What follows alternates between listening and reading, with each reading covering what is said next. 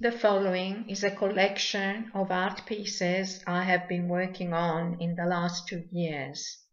I call it with a new name that I believe I came up with, which is matrix art.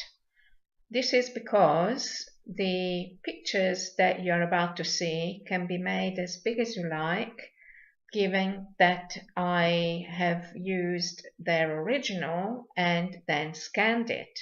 The original will never be in the daylight because it's very, very sensitive to light. And most of these pictures can be viewed upside down or sideways because, like in life, we actually do not always see similarly all that is surrounding us. And often we have a different understanding of the same content from somebody else, depending on our life experiences, on our maturity and consciousness. Therefore, at times I've also embellished or changed the original picture, as you've just seen, and I always try to come up with innovative ways of doing things, often relating to nature, like what you see now has to do with Monument Valley in the US, but not only. Hopefully you will enjoy them. I have more work that I'm working on currently. Unfortunately, it is extremely expensive to patent it, and it can require up to 14 different stages to come into creation. And if I were to have a go at patenting, then it would cost about $3,000 Australian dollars per country to just give me a cover of 8 years. And if anything went wrong and my ideas were copied, they would not provide me with a lawyer, and I would have to do my own legal protection affairs. So there you are. Perhaps if there is somebody around who gets to see these pictures of my artwork and likes them, you may like to contact me, and perhaps they can be exhibited somewhere. I have a lot of samples that have been already framed, but the problem for me is not just storage, but also the very sheer cost of duplication and doing things properly. Anyway, I check at least monthly what goes on online in this part I've called Interconnections by MC. And if you leave a comment because you would like to contact me, please go ahead and make sure that we can enhance that in the near future. Thank you. Finally, if you find that they evoke ideas and things, that's certainly meant to be the case in most of them.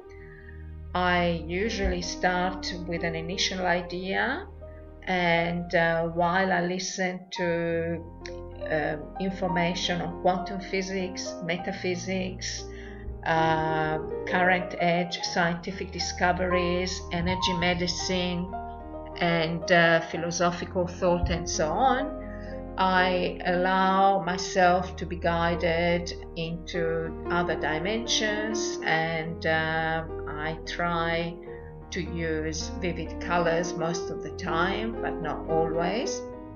And then I perhaps leave it for some days and go back to it and see if anything needs changing. And most of the time, I'm very, very, very pleased with my final results.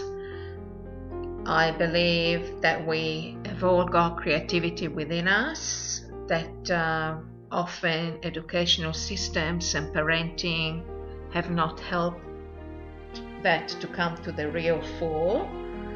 And we may in fact like to change these attitudes of ours by, in the future, going back to what we used to enjoy to do creatively and improve our skills. This is certainly what has happened to me, and what is happening to lots of other people that I know of also. Due to our complicated world global situation, many administrative locations where most of us might find from time to time working in seem to give us some guidelines that are not always the best, and often, including in educational institutions, actually squash the essence of who we are, because we are supposed to be doing things as we are told and not as we might prefer to explore and go beyond. So hopefully I've said enough and shown enough for you to enjoy the rest of this presentation and see how it affects you. My deepest wish is for you to be stimulated into your own creativity outputs, whether it be by music or whether it be via sewing or cooking or writing, videoing, photographing, whatever. I think for me, this creative inner resource that wants to express itself has certainly helped at very, very stressful and challenging points in my life. Had I not had that, probably, surely, families and friends would have not been enough, because with creativity and learning and knowledge, I am able to achieve heights and transcendental moments that in other contexts are not normally possible for me. Okay, thank you and enjoy.